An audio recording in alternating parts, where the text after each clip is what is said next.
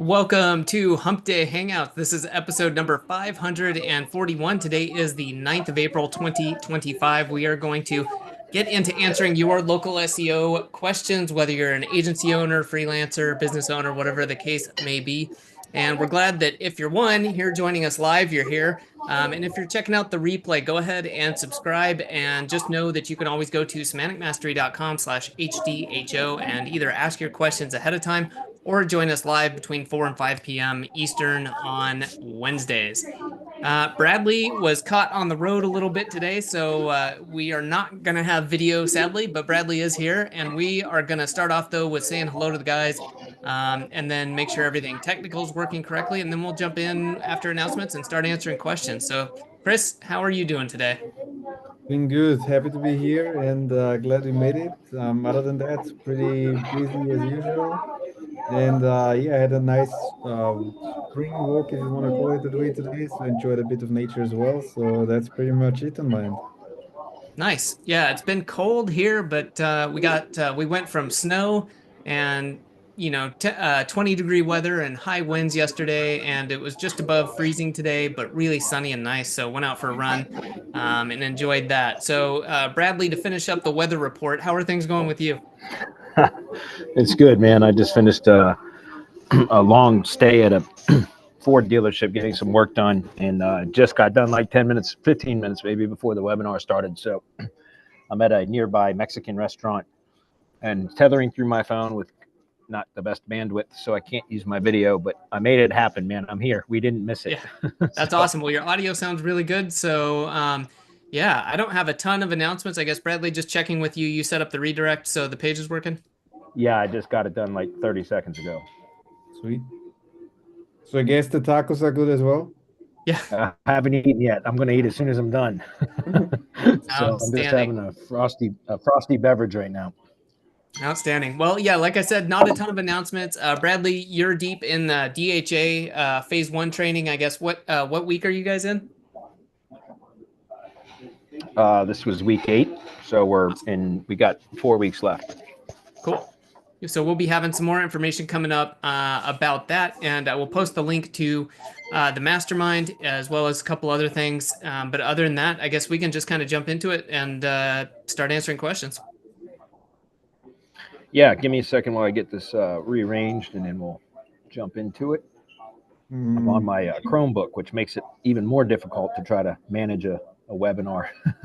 So you guys have to bear with me. We got a lot of questions, though, which is really good. So I'd like to get through. You know what? I thought I had hidden some of those. Give me 1 second, guys. Like I said, I'm on a Chromebook, so just bear with me while I get this set up. Sounds good. And I'll just say, yeah, if you're watching the replay, you can fast forward a little bit, or you can hang out and listen to me and maybe Chris chat about something. I don't know. Chris, what should we talk about that has absolutely nothing to do with local SEO? I don't know, man. Been too deep in the trenches working on local SEO stuff. So I don't know what to say other than that. I guess we could talk about schema software or something. Yeah, like I've been also working on that end a bit. So like I've got quite a few things cooking. Thanks to Adam who started it. So yeah. Cool. All right, Bradley, we got your screen. All right, cool. Thank you for confirming. All right, guys. So let me go ahead and grab it. And you should be seeing the question screen now. Is that correct? Correct. Yes. All right. Okay. I just had to take a drink of beer before I started. It's very rare that I actually get a chance to drink beer when I'm on a Hump Day Hangout, so I am going to take advantage of it. So, all right, guys, we're going to start with Huzaifa. He had a question that says, is it okay to add multiple LOG site properties to Search Console at the same time? Yeah, I thought I could have sworn I covered that last week, but yes, it's no problem. I've got no problem. I keep all of my LOG sites in the same Search Console account, which is the workspace account for the felling.pro domain. So, and then I also add, myself as a full user using my primary Google account, which is Bradley Benner at Gmail. So I can access it from, and TreeCare HQ as well, multiple other accounts, but the primary account, the primary owner where I originally submitted those LOG sites was via the workspace account for the felling.pro domain. So yeah, you can absolutely do that. It's not a problem. We're not doing anything spammy. So There's no reason you can't do that. If you're going to do something spammy, then you want to try to split it up and spread it out to where it's not in the same, everything in the same Search Console account. But I recommend you just don't do stuff spammy. So then you don't have to worry about it. So Alex's question, Snacky says, hey, Bradley, small update on YEXT power listings. I checked, and it looks like the featured message do follow link loophole has been closed on most of the listings with the no follow links. That's, that's to be expected, Alex. It was probably 4 years ago, maybe even 5 years ago now that I had analyzed all that stuff. And back then it was roughly 60% at the time that were do follow links even on no follow directories, which I always thought was odd, but we certainly exploited that for some time. So I'm not surprised if it was closed. What kind of stuff happens? The next question is, hey, Bradley, if a website starts ranking with just tier 1 backlinks, 2.0s, and citations, do you still create gstacks, press releases, batch geo, etc., to give it a solid foundation, or do you only add additional services as they are needed? No, one of the things that I think should be standard operating procedure, no matter how well the campaign is performing at the current moment, is to always build additional branded assets and to strengthen the brand. You can, if it's performing well in search, you don't need to continue building additional like tier 1 links and things like that. Because, I don't ever recommend taking your foot entirely off the gas, so to speak, because you want to constantly keep applying pressure to the campaign. But that said, typically if I have something that is performing well in search, then we still continue to build out branded assets as part of like the brand expander process, because it's something that we just continue to do over time. Thank you. And then we also include things like the Google stacks and all of that, or the G site, at least, even if it's not a full stack. All of that stuff is standard operating procedure for what we set up at the start of a campaign. So that's all part of the brand builder process. In fact, give me 1 second, guys. I want to pull something up and pause the screen for just a moment. I can figure out how to do this on a Chromebook. I'm going to give you guys a quick preview of something that I developed for the local or for the mastermind members, but we are going to turn this into a product. So this will be coming out sometime. Right now I'm a little bit overwhelmed with some work, but we will be turning this into a product at some point soon. I'm not going to say when, because I don't know yet, but soon. Let me go ahead and start the screen share again. All right, so this is called the local SEO schedule, and I created this just to answer some questions for some people in the mastermind about the cadence or the the sequence in which I do things for my own local SEO clients. And so, guys, you can take a screenshot of this, and again, we're going to turn this into a more kind of fleshed out product that's going to have timelines for when these things should be applied to the campaign and all of that kind of stuff. But it's going to take and we'll put it into like a training format and probably an SOP format as well. But here's an example of that. You'll see that I always start with all new campaigns with a full audit or a competitive link analysis, depending on whether it's an existing business or a new business. That is always the starting point, because I want to see what the current status of the campaign is, what the health of the campaign is, what their digital presence looks like across multiple places. Again, like I've talked about many times on these Hump Day Hangouts, there's 4 components to the full SEO audit. So if it's an existing business, I want to see, number one, what does Google understand about the local entity, that specific branded location? Then we look at the on-page analysis for the self-hosted site. Then we look at the on-page analysis for the GBP. And then we look at the off-page, which in the SEO audits is just the backlink analysis. Because if it's one of my own local SEO clients, we can also analyze the other half of the off-page analysis, which is engagement signals. For those of you that are wondering, well, how do you measure that? Well, you look at Google Business Insights, Search Console, and analytics data. And that's how you can determine what types of engagement the campaign is getting from map search, organic search, and overall website traffic via analytics. Okay, so if it's one of my own local SEO clients, if it's an existing business instead of a new business, then we're going to do a full SEO audit so that we can determine exactly what the health of the campaign is and where there are deficiencies that need to be addressed. If it is a brand new business or a business that really has no digital presence, it might be an established business but has little or to no digital presence, then we'll just go with the competitive link analysis because we still have to build all of the other assets, if that makes sense. But then we start the website structure, typically for my own local SEO clients. For tree care contractors, we're typically going to build them a new site because I won't work on their existing sites. If they want me to work on their existing sites, I don't, but I will consult with, I will provide instructions for their webmaster to then execute. I do not work on other people's websites. So unless we build it, we don't work on it. But then we go to brand builder or branded assets, depending on how well established the business is. But brand builder, which is, we have an SOP for that in the mastermind, but we also have done for you services. So we have a done for you service for brand builder and then also one for branded assets. What's the difference? Brand builder is a lot more robust than branded assets are.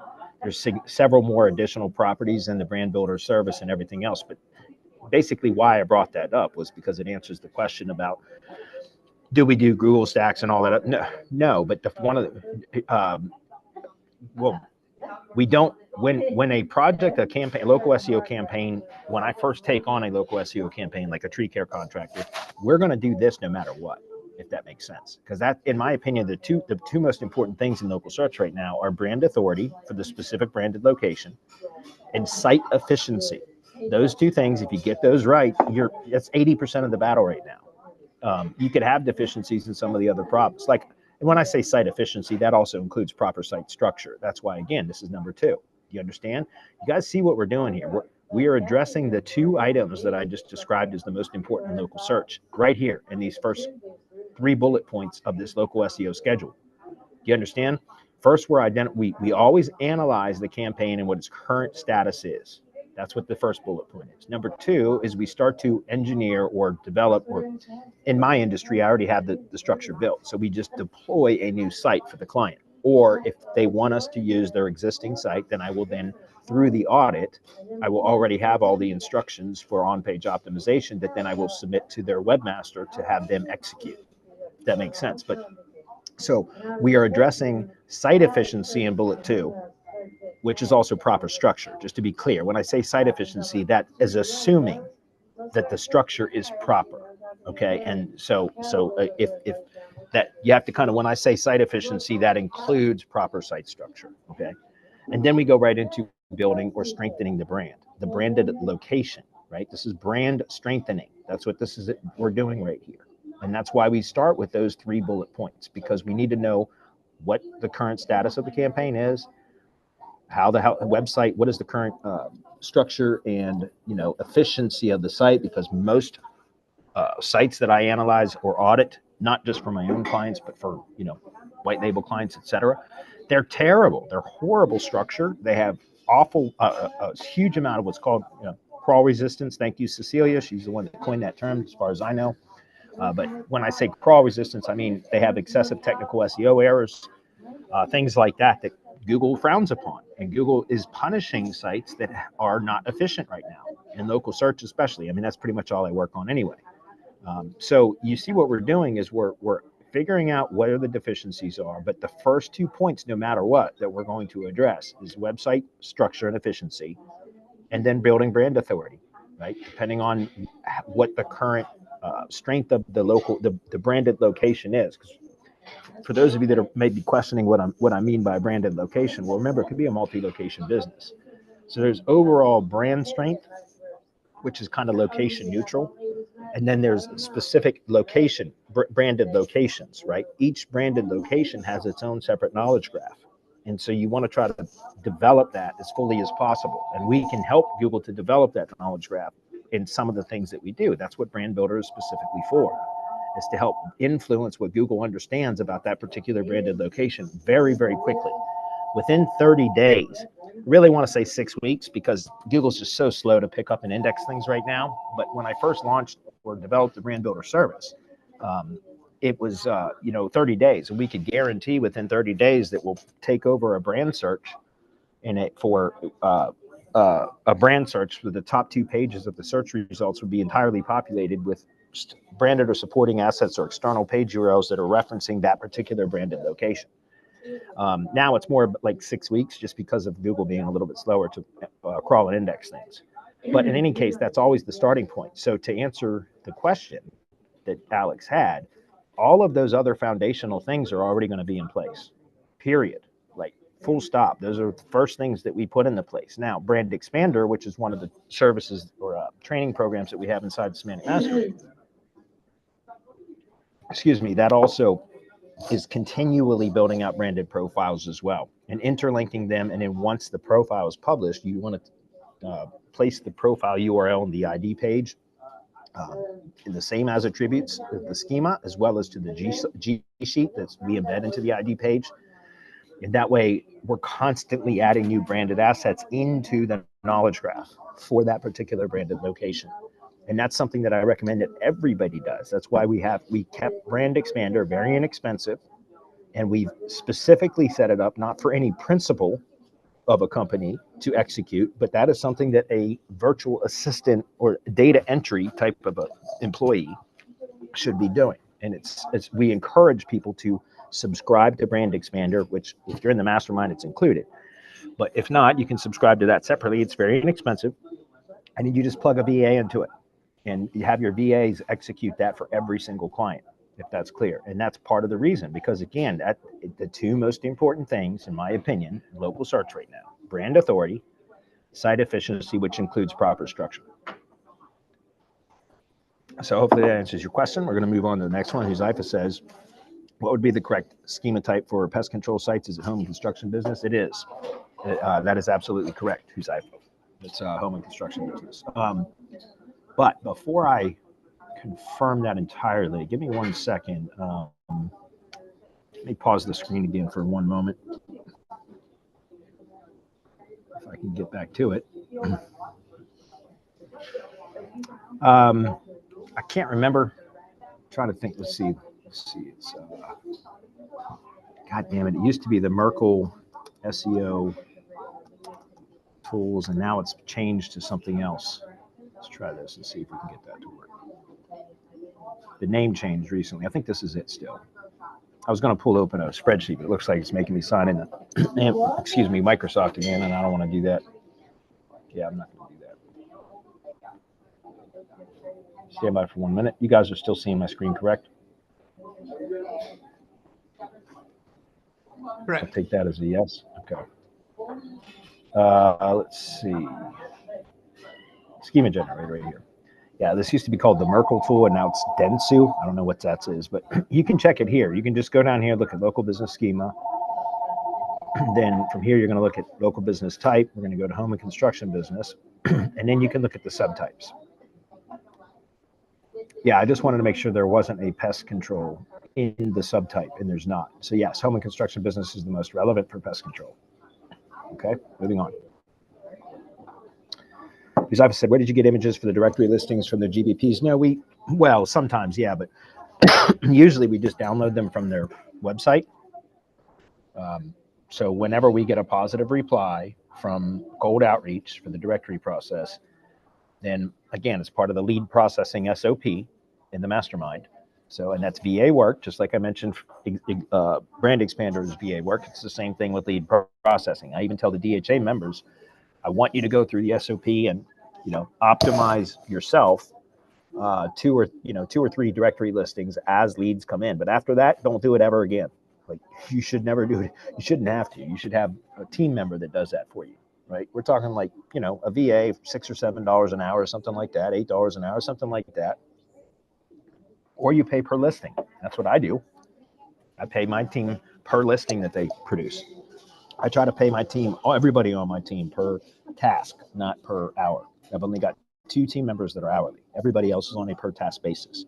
That gives them incentive to become more efficient, to optimize more listings, right? To just produce more work.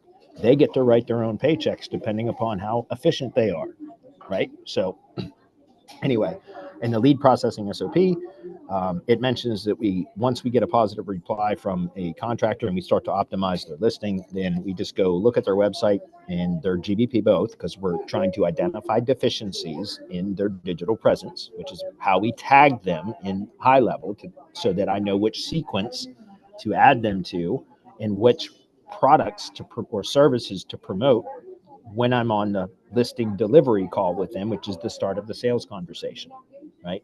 So sometimes we get most of the time we get the images from their website if they have it, and sometimes we'll get them from the GBP. Okay. Next, Jeff says, are there any particular keyword modifiers that you track for your clients? Is there a benefit to tracking multiple variations like tree service near me, tree service city, and tree service? Yes, and that's exactly what I do, Jeff. Even like, for example, in all of my competitive link analysis reports that I do, even for white label clients, that is how I instruct them to submit their search queries. Like, pick your primary search query back up. So I always ask people when they're submitting a competitive link analysis report request or a full SEO audit to submit the 3 top search queries that are the most important to that client, that local business. Okay. And then whatever those 3 search queries are, however they were submitted by the client, then I go add variants to them. So for example, if they were to submit 3 separate search queries for a, let's just say, to use your example, tree service. So let's say they did one for tree service plus city, and I'm in Pikeville right now, Kentucky. So let's just use that. So let's say one was tree service, Pikeville, one was tree trimming, Pikeville, and one was stump grinding, Pikeville. Okay. Then what I'm going to do when I go to create the competitive link analysis, well, I don't actually create the reports, my team does, but then when I go in to analyze the data, then I will go in and make the other 2 variants of each of those keywords, which is exactly what you've listed in your question. So I want the general keyword without a location modifier. I want the keyword plus the near me modifier. And then I want the keyword plus the city modifier. But if the client submits a city modifier for a city that the GBP is not actually located in, then I'm always going to add another version of the keyword with the city that the business is actually located in, because there's still a lot of SEOs out there that are probably telling their clients, oh yeah, we can get you ranked for search query plus a city that you're not located in, which is absolutely false. You could do it in organic, but it's not in maps, because the way that map search works now is that when you query Google for again, tree service plus a city name, like let's say Pikeville, that is asking Google to return companies that provide that service that are located in that city, not that serve that city. They're located in that city. That's a difference. It used to be where we could do that. We could rank a GBP into cities that it was nowhere near, if optimized properly and everything else. It's not like that anymore. It's very much about proximity. And so if the query contains a city modifier for a city that the GBP is not located in, it's not going to perform well there, no matter what you do. Like, now there's always outliers, right? There's always exceptions to that, very rural areas or where there's no competitors, then yeah, you can do that kind of stuff. But for the vast majority of local businesses, you can rank really well in map search for the keyword plus near me, and the keyword plus the city that the GBP is located in.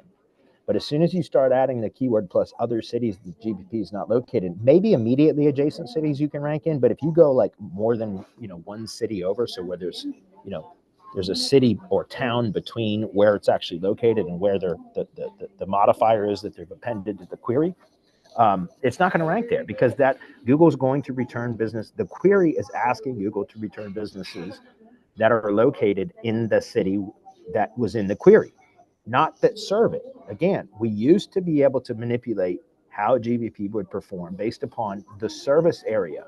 Like, in other words, we would optimize the GBP profile to tell Google what areas that service area business served, and Google would, to a degree, honor that. Google doesn't honor that at all anymore. All that does when you define a service area in the GBP is it puts a red dotted line in the Google Business Profile map. That's all it does. It gives you it puts a dotted line around the area that you claimed was the service area. It has no bearing on the performance of the campaign, because Google's going to only display the GBP based upon proximity of the searcher and what the query is. And that's why the query with no location modifier or the query with a near me modifier, the GBP can rank, in nearby for those queries, and in the query plus the location modifier for the city that the GBP is in can rank really well across a huge area, because that is specifically asking Google to return businesses that are located in that area, not that serve it, but are located there. So to be clear, like I said, whenever I get any sort of analysis request and people submit keywords, whenever I add them to the rank trackers, organic rank trackers and local search grid trackers, I'm always going to add the variants of the search queries because I want a holistic understanding of how those keywords are performing in search based upon their modifiers, right? And so again, I think it's really important for you to understand that. So when again, if somebody was to submit tree service Pikeville, tree trimming Pikeville, and stump grinding Pikeville, then I would go in and add tree service near me, tree trimming near me, and stump grinding near me, and along with those other 3 that contain the Pikeville modifier. And then I want to have 9 keywords that I'm analyzing instead of just 3, because I want to see how the modifiers affect the performance of the campaign, right? So hopefully that's clear. Moving on. Jeff says, can you explain the process behind how you acquire blogs for the Semantic Links blog network? Do you create the blogs from scratch or buy existing blogs? Well, we create the blogs from scratch, but we're buying existing domains. Well, expired domains. Okay.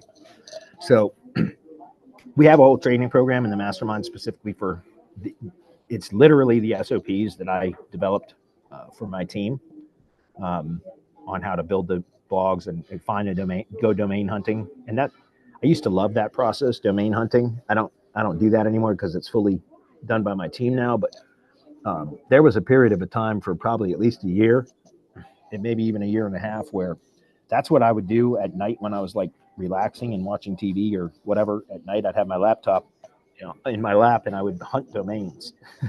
And I actually really enjoyed hunting for domains.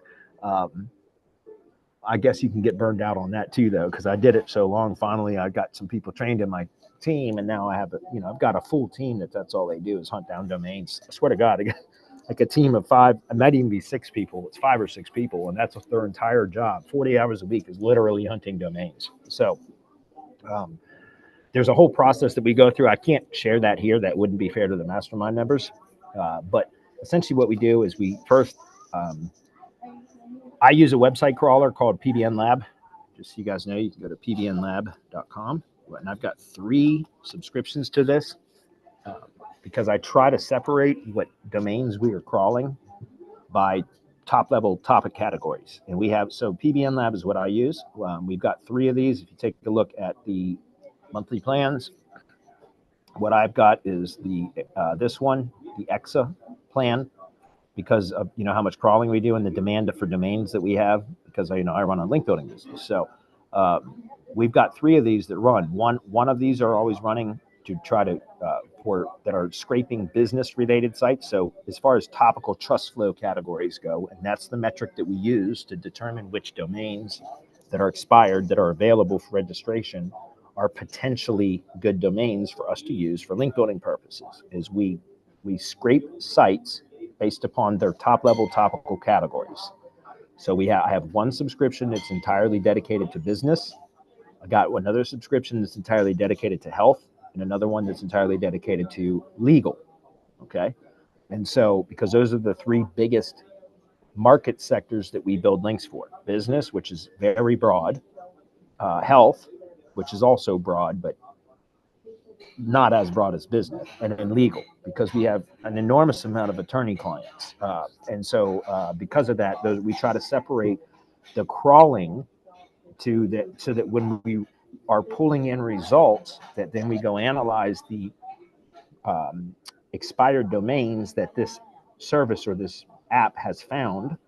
Then we use the tropical trust flow filters, and we can go in and set specific topical trust flow filters about the to only pull in potential domains that have the appropriate topical trust flow. In other words, the appropriate backlink profile that we need for that specific, for whatever demand it is or need that we have for the domain. So in other words, let me give you guys another example real quick. If we look at ttf.semanticlinks.io, any of you guys can go to this. This is just a page that I put up specifically for my team, and I also use this during audits and things like that, which shows the complete list of topical trust flow categories. So what I'm saying is, for example, you can see all the subcategories for the business category right here. Okay, the three big ones are business, society, because society is where law is, so society/law, and then we also have down here. I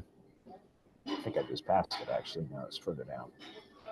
Is the health right here, health categories, and that's because we also have a lot of med spas and dentists and podiatrists and orthopedists and all that other kind of stuff. So we try to separate our PBN Lab subscriptions to pull in results from business related sites, legal sites, and health related sites. And then when we go in, we get a whole list of domains that it has scraped, that it's found, that are broken and are available for registration. And then I can go in and set a filter and say, okay, I only want to find,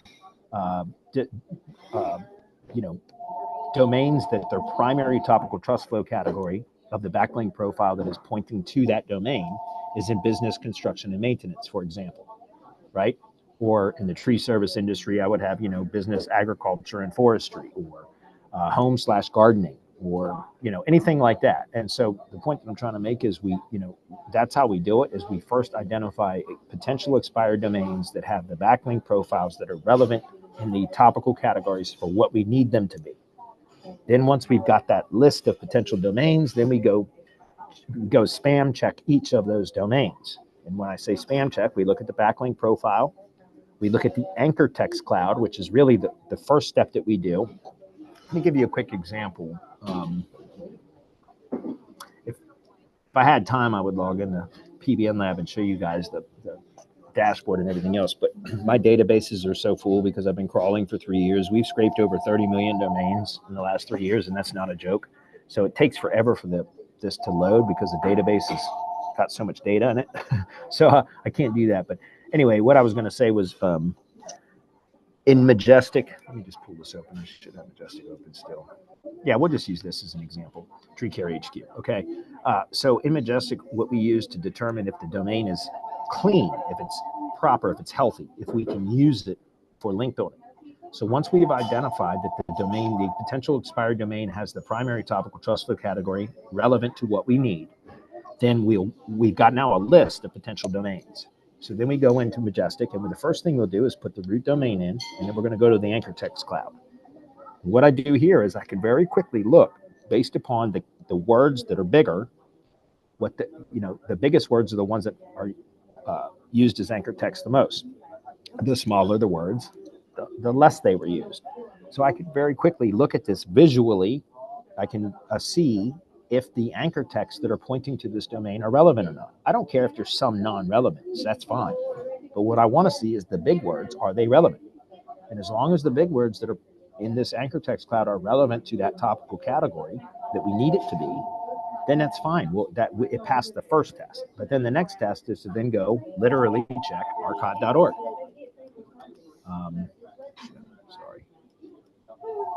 Archive.org, the Wayback Machine, right? And we do that in CloudBoss, because CloudBoss has an archive Wayback Machine integration that's built into CloudBoss, which is one of our hosting apps that we use for building these sites. Anyways, it has a service in there that actually pulls in all of the Wayback Machine archives in one fell swoop. So it makes it a lot faster and more efficient to click through the different archives. We always start with the most recent snapshots and look at what the site was. And a lot of the times expired domains will have snapshots where it's broken, or it's the parking page, the domain parking page, and things like that. So we oftentimes have to click through several different snapshots, always starting with the most recent and working our way back, and try to identify the last time the site was live and on the web, it was published. What was the top of the site? Because a lot of times you can pull up a domain like this and see that the backlink profile is relevant. It's got proper topical categories. The anchor texts are relevant. But then you go look at the Wayback Machine, and somebody had purchased the domain and spammed it for an affiliate site or something else. And so even though the backlink profile is still relevant and clean, I don't want to buy a domain and then rebuild the domain, put content on it and everything else, when the last time that Google has any history of that domain, it was used as a spam site. So For example, if I looked at the anchor text cloud and I saw like buy Nike shoes real big in this anchor text cloud, then I would say, okay, this has been spammed. I'm not going to buy it. But all these are relevant to this domain. And we already saw that the topical categories were relevant. So the next thing would be then to then go take a look at that in the Wayback Machine and look at the most recent snapshot and work your way back and try to find a snapshot that shows what the site was about the last time it was published and indexed. And as long as that is in the same topical category or something closely related, then it's fine. Then that means that's an acceptable domain to purchase and use for a link building or link source. Okay. If the last time the site was published online, it was something completely unrelated to what the backlink profile shows, then we eliminate that from the list because that is no longer a candidate to be used as a link source. Okay. Because we're trying not to use domains that have been spammed by some sort, because that kind of resets the history, right? Google's been clear about this, guys. If you buy a domain that has, a history of being in a particular topical category, and the metrics and everything support that, and you repurpose that domain in the same topical category, that's acceptable, and there's nothing wrong with that. It's when you buy a domain based upon metrics, and then you change the topical categories entirely, and that's still a lot of SEOs do that because they look at DA and DR. I don't give a shit about those metrics. I couldn't care less about either of those metrics. I honest to God mean that. What I care about is relevance. And so as long as the domains are relevant and the last time it was published on the web, it was in the same category or something related, closely related, then I will use it. But it's when you change the topical categories of the domain, because that renders the backlinks irrelevant. Do you get that? You understand, if Google is assigning value to links based upon relevance, and you buy a domain because it has good third-party metrics in whatever relevant category those links were, but then you change the topical relevance of the domain, you've just made those backlinks irrelevant, meaning they're now useless. So there's no point in doing that. So that is precisely the process that we go through, again, is identifying based upon what the again, as I mentioned here, we do where is it? It's right here. We do a competitive link analysis or a full SEO audit. And by the way, a full SEO audit includes the competitive link analysis. That's the fourth component of the full SEO audit. So we do this at the start of every campaign anyway. And then, and for link building clients, competitive link analysis is included in all subscription campaigns, and we refresh and refresh those reports. Basically, we redo the competitive link analysis reports every month for every client for every single keyword that we are analyzing for them, because that's how we make decisions as to what the campaign needs for the next month. And so with my link building clients, because we have the competitive link analysis that is constantly updated every month, we always know exactly which topical categories we need links from. So we can go out and start hunting down domains specifically needed for that campaign. And that applies to links with or domains with geographic relevance as well. We use the exact same process for finding topical domains to find domains with geographic relevance. And both of those training courses, by the way, are in the mastermind right here. We have the Semantic Links, the CTRify, and we have Local PBN Command. Those are the two training courses that we have specifically that go through. I mean, those are SOPs. Well, these are training courses, not SOPs, but they're training courses that show the entire process. I'm 100% transparent about how I build links, guys, in our mastermind. And I even provide all the training so that you guys can duplicate the exact same process that I use. Okay.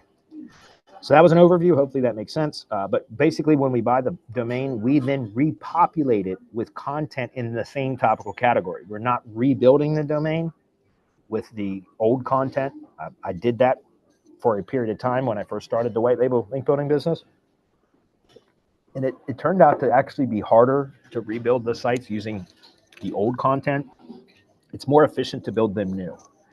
And so what I found was, after testing, that as long as we are rebuilding the domains or publishing a new site onto the domain that is in the same topical category as it was previously, then the backlinks remain valid.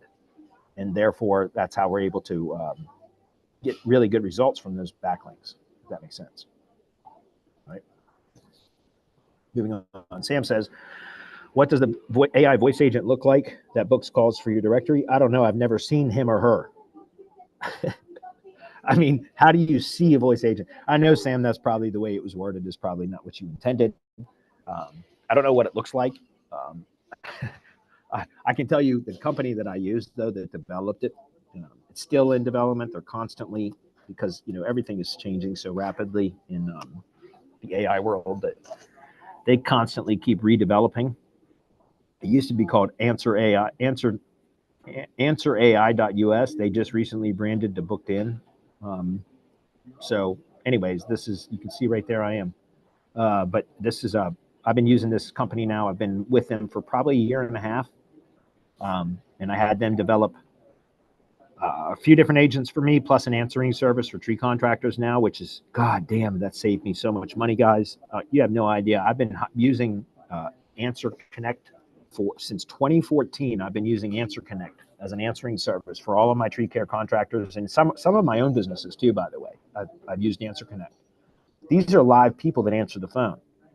And it's not cheap. It's not cheap. It's been a great service. I've used it for 11 years now, but it's not an inexpensive service, especially when you get into, having multiple accounts. I've got a bunch of sub accounts in here because, I set these up for tree contractors and everything else, and it's very expensive. But I had AI Answer, or I guess now Booked In. They created an answering service. They just finished it like 2 weeks ago, maybe 3 weeks ago. And it's like about 20% the cost of what it is for this. No shit. So I'll even show you. I've got it booked into my calendar for this Saturday right there.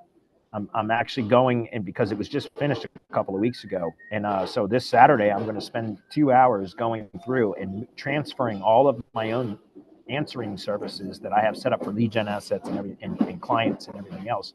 I'm going to transfer all of it into Booked In instead, because that'll save me a ton of money. So, I mean, I'm not kidding. It's like I said, it's like 20% the cost of what I had been using. So anyway, there you go. I can't tell you what it looks like because I've never seen the AI agent, but they do have a dashboard. And this also, by the way, it integrates it with High Level, and they'll do they'll do the custom integrations and everything for you. It's not cheap. It's not cheap, but I didn't have the time to learn how to do all this on my own, so I decided to do it instead. So anyway, there you go. Next question. All right, Jason says, what's the best type of link to buy from Semantic Links for my directory? Probably topical links. Now, if you have particular locations, like areas where you've got a lot of interest or a lot of activity, things like that, then you can also use geographic links to link to like search results pages and things like that that are targeting, searching for companies in a specific area. Then you can also use geographic links for those. But for the most part, just topical links, right? So let me give you an example. We'll go to Tree Care HQ.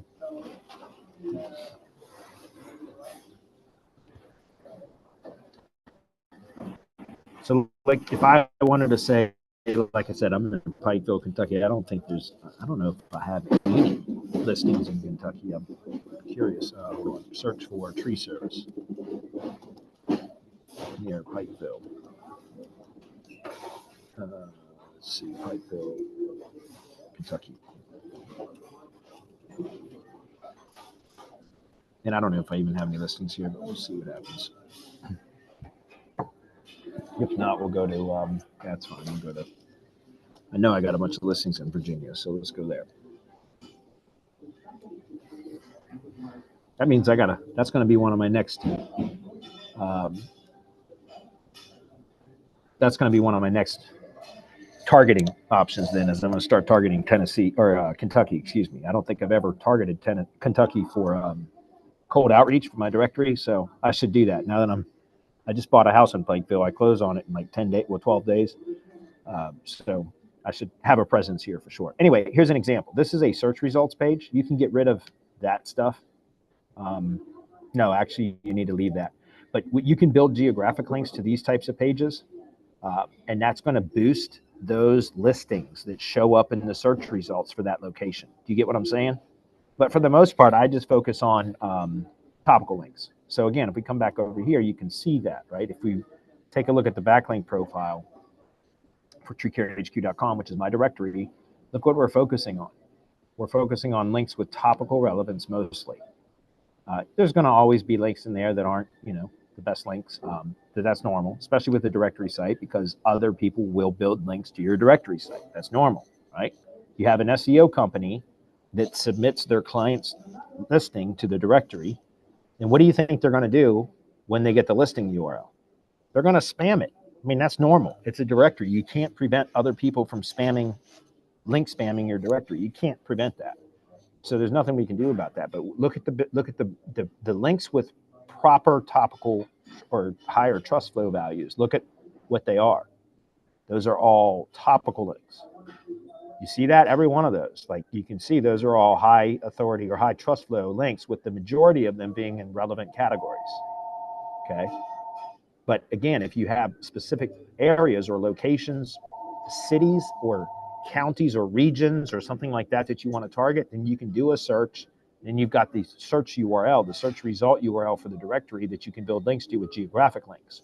But it's a combination of both geographic and topical links that you want to. I recommend focusing on topical links, because topical links are going to be relevant to all locations within the directory, because they're all in the same business category, right? Or closely related business categories.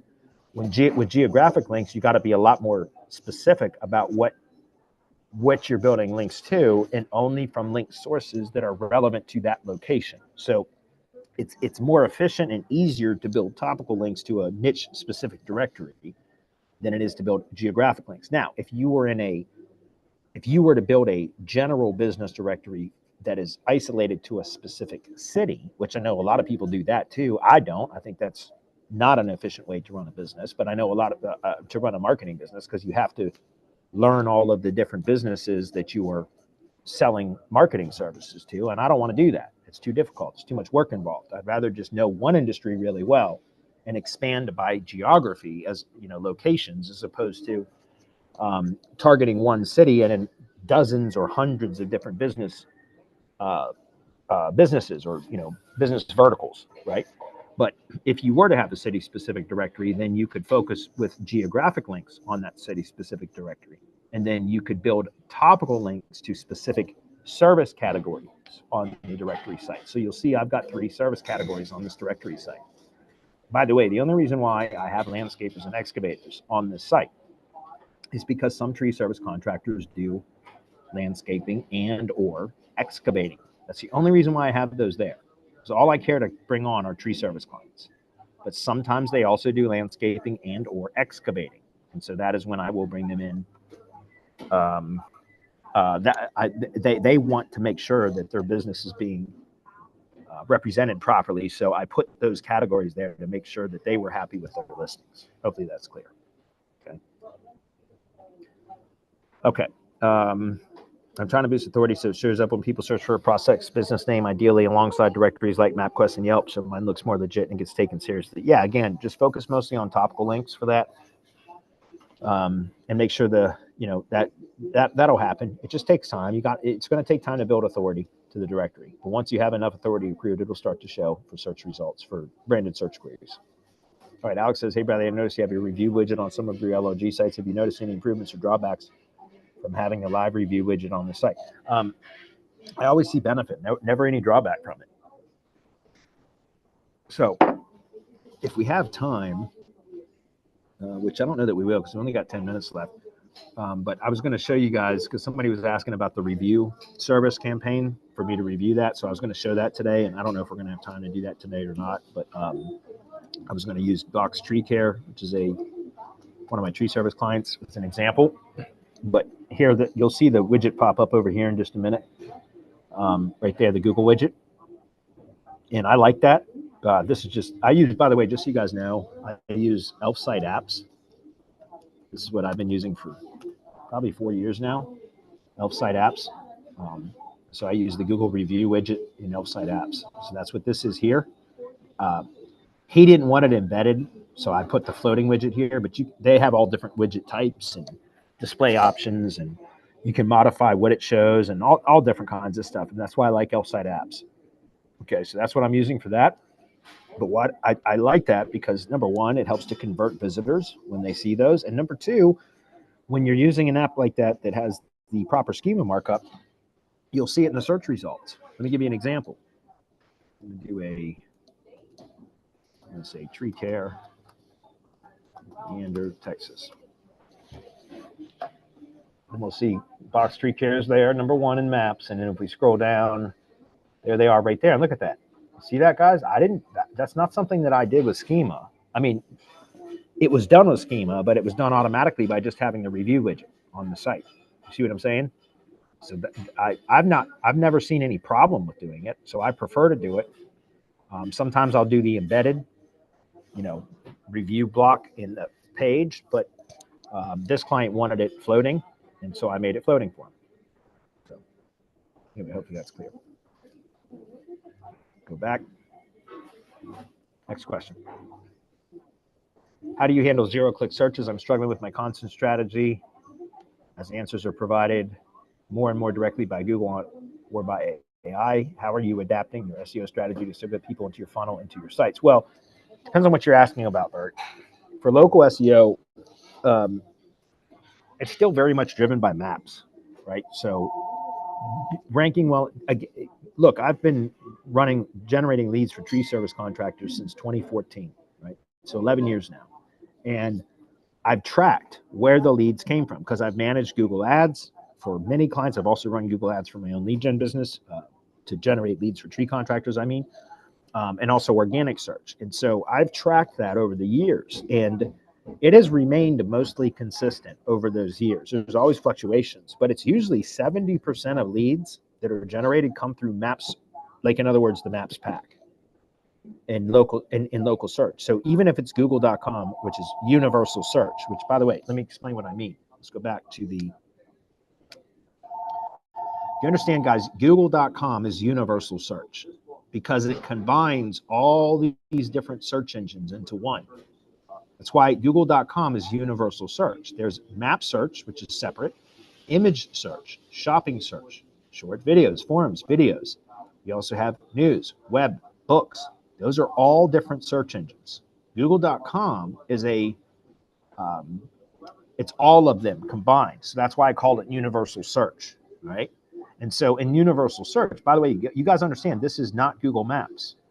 This is influenced by Google Maps, but this is local finder. And interestingly enough, let me see if I can do this. I would love to show this to you guys. I don't know if I brought the Bright Local. Yeah, I did, because we're going to cover this. I forgot that I brought this up. Let's take a look at the organic rank track.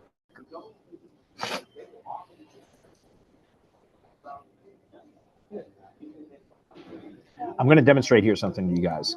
The difference between local finder and Google Maps search is what Google is tracking and displaying in the search results. Okay, so this is an example. If we come over here and we take a look at local finder, what is the URL that it is showing in local finder as ranking for the specific search query?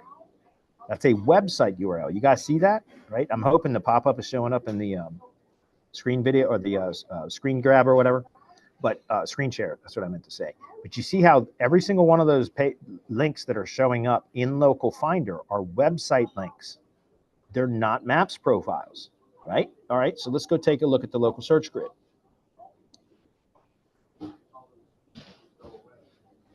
Because this is map search.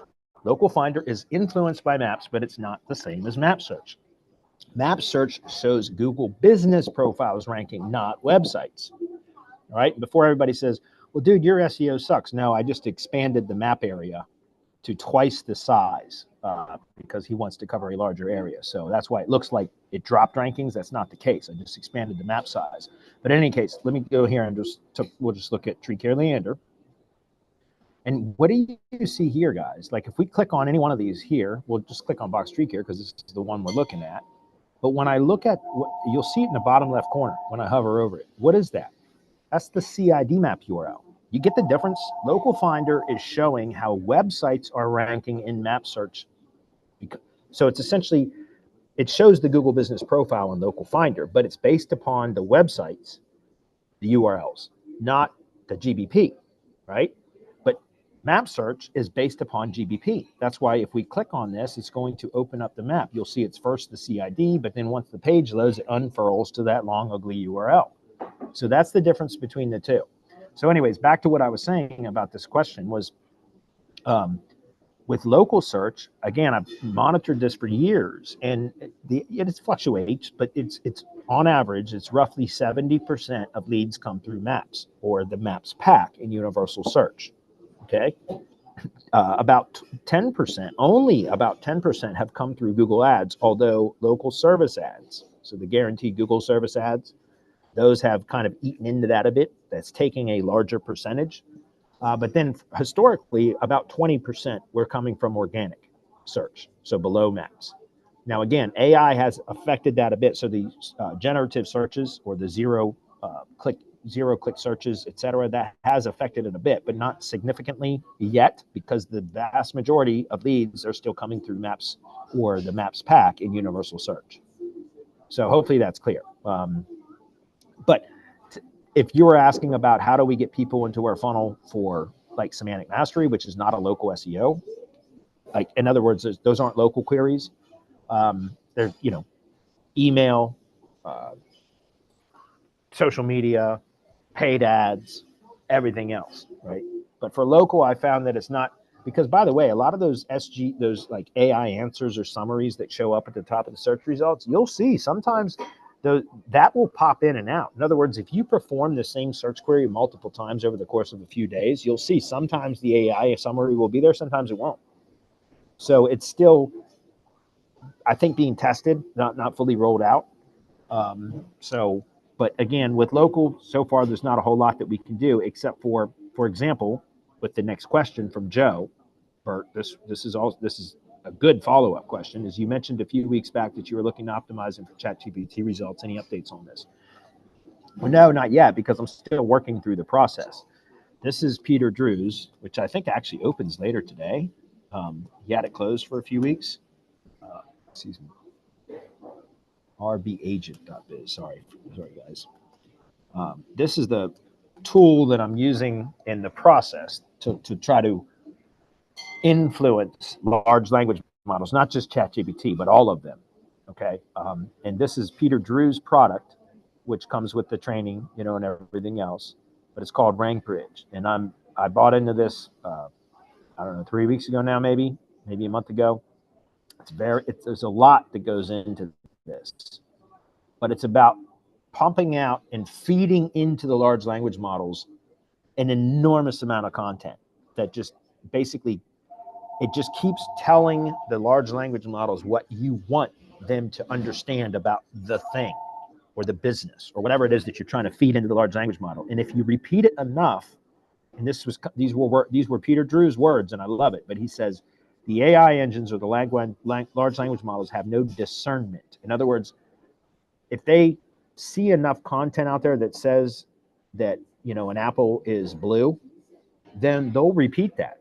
Even though apples are going to be green or red or whatever, they're not, apples aren't blue, right?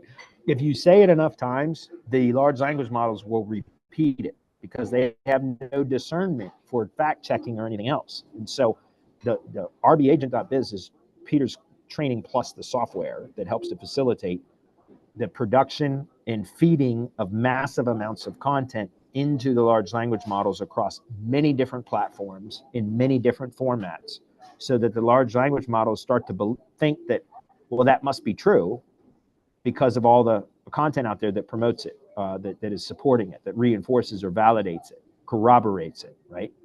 And so that's essentially what we're doing. And it's a tedious process, and I'm developing an SOP for this because I'm not even through setting this up and executing it fully for one campaign. By the way, I'm using TreeCare HQ as my test site, my test project. But I'm developing an SOP because I don't want to keep doing this. It's super tedious. I can see the value of it, but it's super tedious. It's not something that I want to do. So I'm developing an SOP as I'm going through this process. and it's been very, very long. And so anyways, at some point I will have this developed, and then I'm going to go through it a second time and do it for Semantic Mastery. And then I will polish the SOP during that time. And then after I've done it twice, I hope to never have to do it again because I'll have a team member trained for it instead. So, okay, guys, unfortunately, we are out of time. And since I am not at my home and I'm at a restaurant, trying not to be loud, I'm going to hide the rest of these. And we'll pick back up on these questions next week, guys, because I do know that somebody asked me to go through the review service right here. And I really do want to go through that, but we just didn't have time today. So I'm going to highlight this one, and we'll pick back up on this next week. Adam, if you're still here, is there anything that I need to cover? No, I'm looking. We had somebody who said they submitted a question, but they don't see it. It was from Eric. Is there an Eric listed on there? The only way I could... Nah, don't worry about it. So, Eric, if you're still watching, what I would say is if you can tomorrow add the question or send an email to support@semanticmastery.com. We want to make sure it doesn't get lost. And if one or both of those, and we'll definitely answer it next week. Yeah, and I apologize. I couldn't get to all of them today, guys, but I tried my best. So, all right. Awesome. So nothing else that I have to address right now? Nope. Looks like you answered Jeff's questions, and okay, yeah, we're good. All right, guys. Well, thanks everybody for putting up with me when I'm trying to talk quietly in the restaurant. So appreciate you guys, and we'll see everybody next week. Thanks, Adam. See ya. Bye, everyone.